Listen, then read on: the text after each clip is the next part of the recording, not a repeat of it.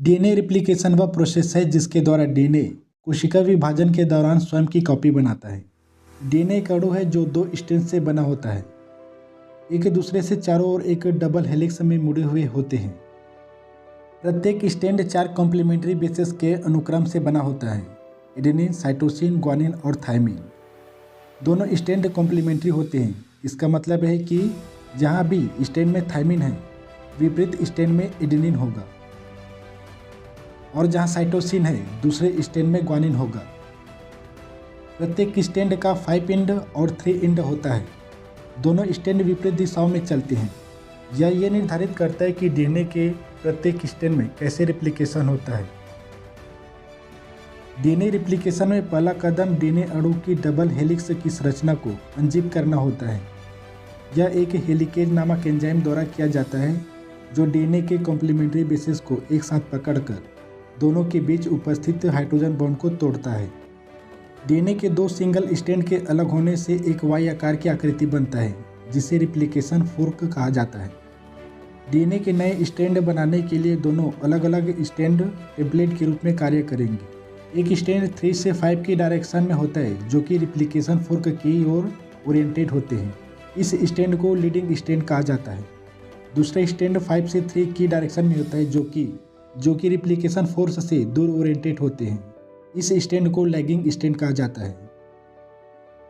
दोनों स्ट्रैंड के अलग अलग ओरिएंटेड के परिणाम स्वरूप दोनों स्ट्रैंड में रिप्लिकेशन की प्रोसेस अलग अलग होती है।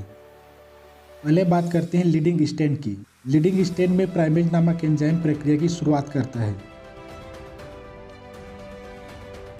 यह एंजाइम आरएनए का एक छोटा सा टुकड़ा, जिसे प्राइमर कहा जाता है, यह लीडिंग स्ट्रैंड के अंतिम छोर से जोड़ता है। प्राइमर डीएनए संश्लेषण के लिए शुरुआती बिंदु के रूप में कार्य करता है।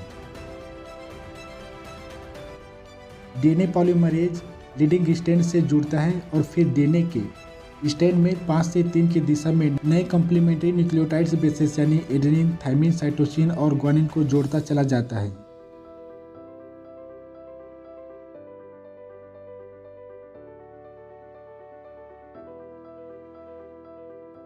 तो इस तरह की रिप्लिकेशन को कंटिन्यूअस कहा जाता है। अब बात करते हैं लैगिंग स्ट्रैंड की। लैगिंग स्ट्रैंड को कंटिन्यूअस तरीके से नहीं बनाया जा सकता, क्योंकि यह विपरीत दिशा में चलता है। इसलिए डीएनए पॉलीमरेज केवल इस स्ट्रैंड को छोटे छोटे टुकड़ों की श्रृंखला में बना सकता है। इन टुकड़ों को ओकाजाकी फ्रेगमेंट कहते हैं।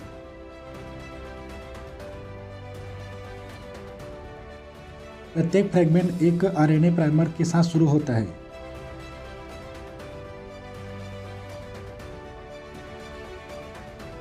फिर DNA polymerase enzyme complementary nucleotides की एक छोटी पंक्ति 5 से 3 की दिशा में जोड़ता है।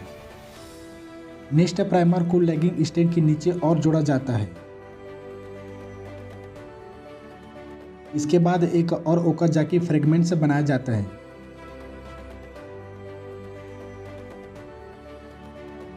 और प्रोसेस को फिर दोहराया जाता है। तो इस प्रकार की रिप्लिकेशन को डिसकंटिन्यूअस कहा जाता है, क्योंकि ओकाजाकी फ्रेगमेंट को बाद में ज्वाइंट करने की आवश्यकता होती है। एक बार जब सभी बेसेस का मिलान हो जाता है, जैसे एडेनिन के साथ थायमिन, साइटोसिन के साथ ग्वानिन, तब एक एंजाइम जिसे एक्सोन्यूक्लिएज कहा जाता है, यह प्राइमर को हटा देता है।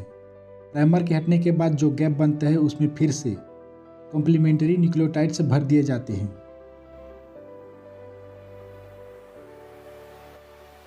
नए डीएनए सीक्वेंस में कोई गलती न हो, यह सुनिश्चित करने के लिए डीएनए स्ट्रैंड को प्रूफ रीड किया जाता है, यानी कि एडेनिन, थायमिन, ग्वानिन और साइटोसिन के अनुक्रम को चेक किया जाता है। और अंत में डीएनए लाइगेज नामक एक एंजाइम डीएनए के अनुक्रम को 2 निरंतर डबल स्ट्रैंड में सील कर देता है।